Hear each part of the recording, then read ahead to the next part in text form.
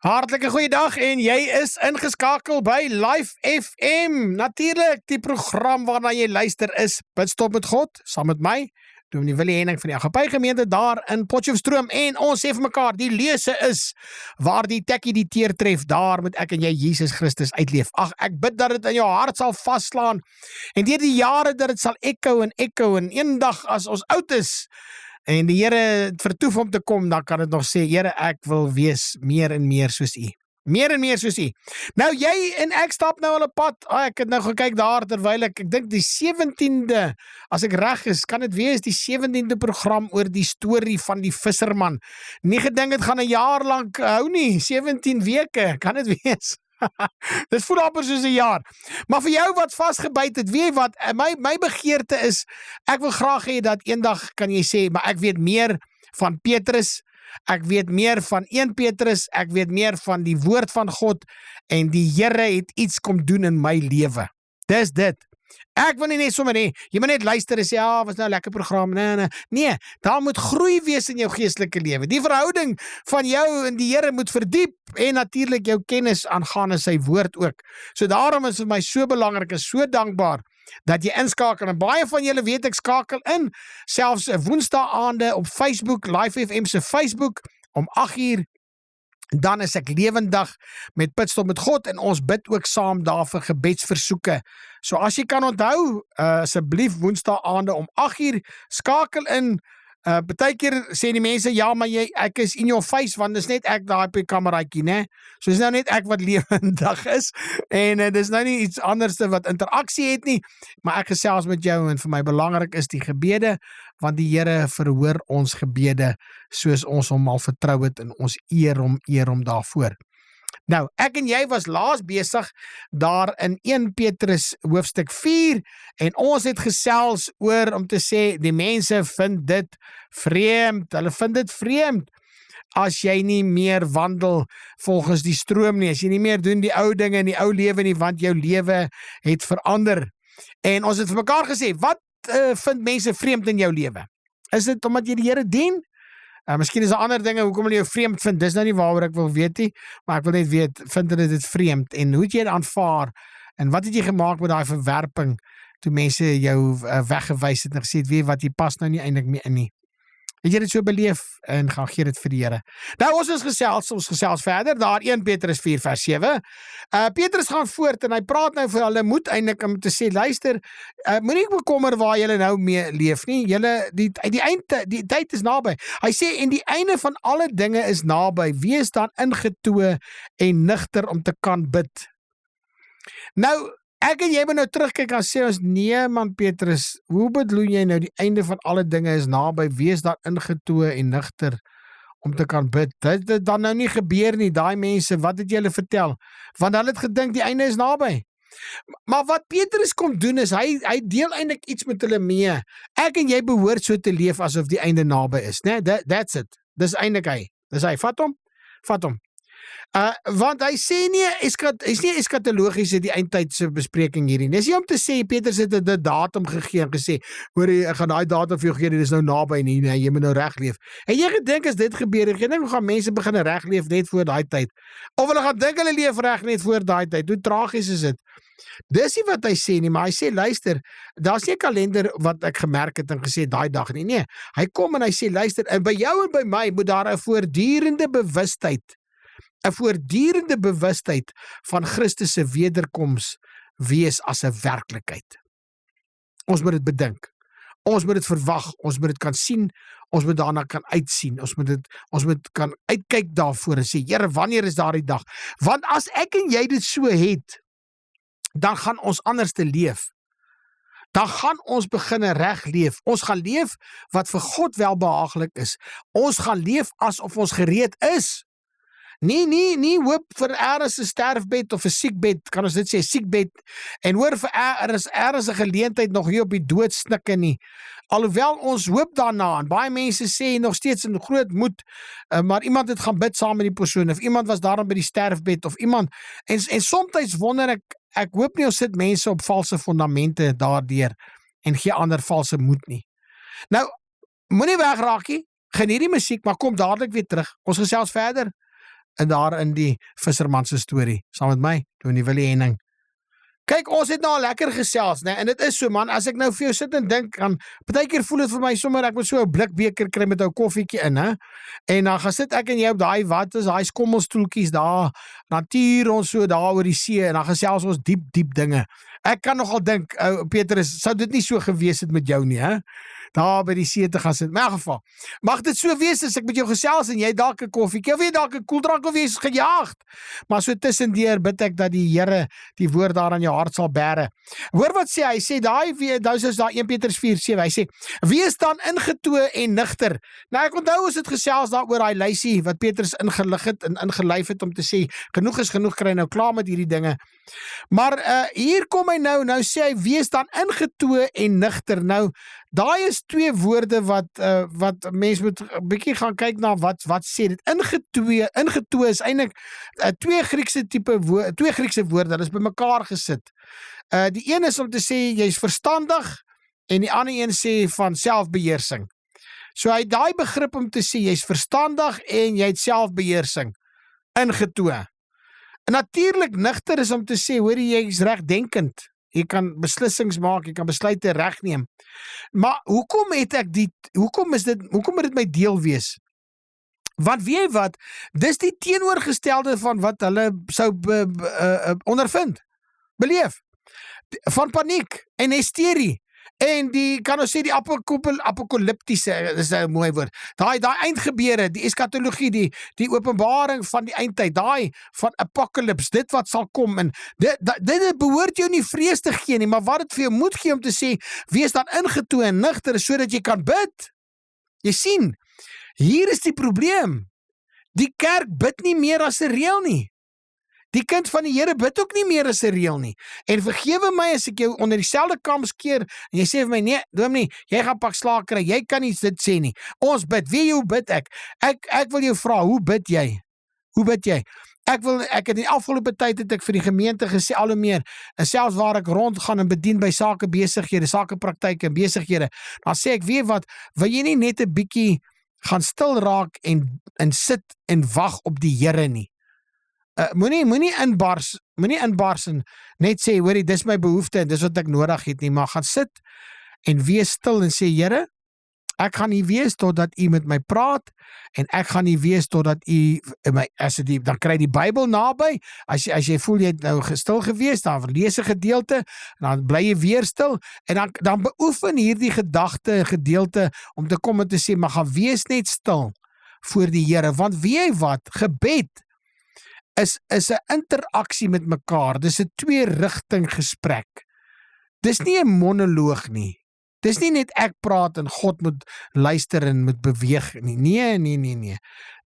Nou dit is wat ek jou probeer vra, wanneer laas het jy gaan stil raak en selfs in jou tyd van gebed het die Here gekom en jou geantwoord en hy het daar in jou gemoed jou bevestig, hy het jou verhoor, dit gaan so wees. Of hy het vir jou gesê, nee my kind, jy moet nie hierdie bid nie, jy bid verkeerd, jy bid in jou eie welis, en jou eie drange, en jou eie begeertes, moenie dit so bid nie, want dit bevorder net jouself. Jy sien, wanneer die wêreld in hierdie toestande verval, moet die kerk nie daar wees nie. Ons hoef nie chaotiese tye te beleef en daarin te verval en te sê, ons is nou paniekerig en is vrees en is hysterie nie. Ons hoef nie te verkondig nie. Ons moet ook nie die mense aanblaas daartoe en aanmoedig nie. Inteendeel moet ons vir hulle sê, wees ingetoe, wees nigter en bid. Die kerk moet bid.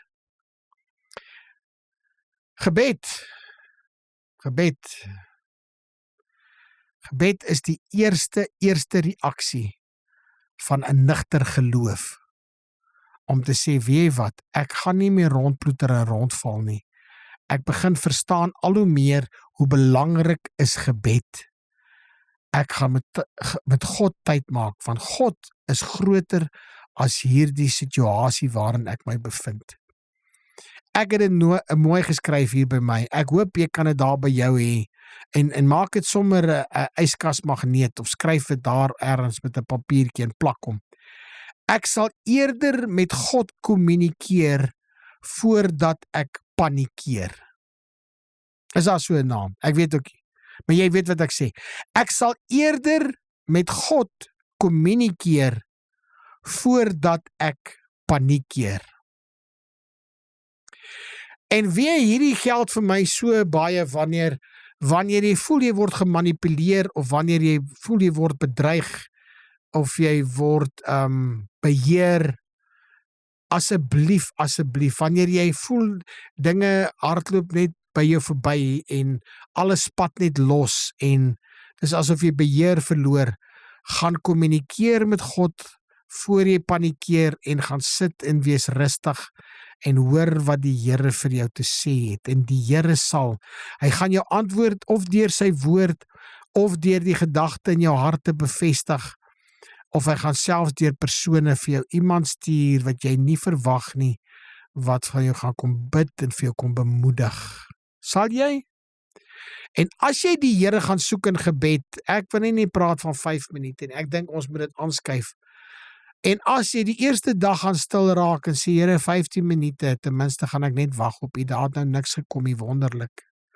Dan probeer jy weer môre en weet dat jy geoefen kan raak om te wag op die Here. Maar ons kan nie meer wag nie. Ons is so gejaag. Ek lag so die een sê, ja, hy sê dit is so funny. We'll stand in a queue at the fast foods. En jy mag hoor, willingly, we will stand at the queue. We will stand in the queue at the fast foods. Ai, toch, het jy al gedink daaraan? Jy staan 'n halfuur lang daar by die fast foods. Is dit so fast? Dis nie so fast nie. Jy kan maar net sowel by die huiskos gemaak het. En dan gaan hy aan. Hy sê, luister, sou jy hierdie dinge beleef het? Sou jy nou verwerp gewees het? Sou jy 'n vreemdeling wees? Ensovoorts wat ons gesels het in die vorige programme. En Petrus het gekom en hy praat nou van, ons moet gereed wees te alle tye, van die einde is naby. Ons moet kan bid. Wees ingetoe, wees nigter. So gaan praat met God. Dan kom en dan sê hy, luister, ten spyte van wat mense sê en doen aan jou, hier is die woord, 1 Petrus 4 vers 8. Maar bo alles moet julle mekaar vurig lief hê, want die liefde sal 'n menigte sondes bedek. Maar bo alles moet julle mekaar vurig lief hê, want die liefde sal 'n menigte sondes bedek.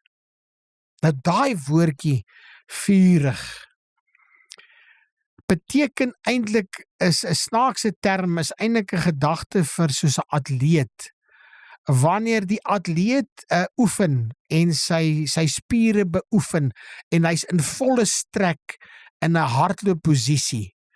Hy's heeltemal, kan ek sê, hy is totaal en al gespanne, en nie gespanne nie, maar die spier het in werking gekom en hy's totaal en al gespanne, en jy kan sien daai bultende spier, jy kan ek vat sommer waar jy kan sien of die kuit of die bobeen, daai kan jy sien, yes, hy's ten volle gespanne, want hy's geoefen. Nou kom hy, nou sê hy, luister, so moet jou en my liefde wees, totaal en al vurig wees, dit moet totaal en al geoefen wees, ek moet dit tot die volle mate, moet ek dit kan uitleef, nie 'n bietjie liefde nie 'n bietjie passie nie, totaal en al.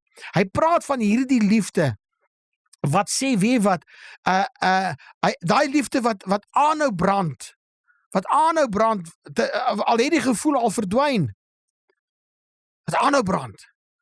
Miskien sê vir my, ja, dominee, jy weet nou nie my huwelik, ek is nou nie my vrou so lief nie, my vrou sê, ek is nie my man so lief nie, ons is nou incompatible. Daai liefde wat kan sê, Here, ek hou aanhou brand, ek is aanhou vurig lief, en dit vir Christus ook om te sê, ek het God aanhou lief, ek het hom aanhou lief, ek is geoefen, ook om vurig lief te hê, al het daai eerste liefde gevoel dalk verdwyn, al stap jy nou al jare saam met die Here pad, en jy sê vir my, jy kyk ook terug soos ek sê, Here, maar ek onthou daai eerste 6 maande, ek onthou daai eerste jaar, ja, wonderlik, onthou dit, gaan terug, en sê, Here, ek dank U daarvoor, dit was 'n realiteit, maar nou het die liefde gegroei, as 'n kameraadskap, ons het 'n vurige liefde, en al is ons ver van mekaar af, ons is naby mekaar, vir jou man en vrou, maar so ook by die Here, al is ek in konstante gesprek en gebed met U, ek is naby U, ek het U vurig lief, aanhoudende liefde, Ag, en daardie liefde wat sê, jy vergewe ander, wanneer ander jou beledig het. Nou luister, geniet die musiek, ons gesels verder. Daar's hy, ek is bly jy het ingeskakel gebly. Ons was so vurig besig om te praat oor vurige liefde. Petrus, wat sê jy verstaan van vurige liefde? Maar ons weet, hy het 'n man wat vurig lief gehad het, man. Hy was 'n man met passie. En hy kom hier gedagte, hy sê hierdie uitgerekte spier, hierdie spier wat geoefen is, daai atleet wat ten volle sy krag gebruik het. Hy sê hy's geoefen daaraan en ek en jy moet ook so geoefen wees daaraan. Maar daai liefde wat aanhou en aanhou, al het die gevoel verdwyn. Hoor jy? Meneer, mevrou, jy lyk nie meer dieselfde nie. Nee, 10, 20, 30 jaar het iets gedoen aan jou. Rarig. En nou, luister, gaan terug en dan sê jy, Here, hoe lank stap ek saam met hierdie pad? Maar ek is geoefen teenoor u ook. Mense, vurige liefde, luister, vurige liefde om te kan vergewe wanneer die belediging kom. Het jy hom so? Daai liefde om te kan sê, kan ons nie die verhouding herstel wanneer hy gebreek het nie. Kan ek nie maar herstel nie. Kan ek daai vurige liefde hê? Kan ek sê vergewe? Kan ek sê wie ek vergewe jou?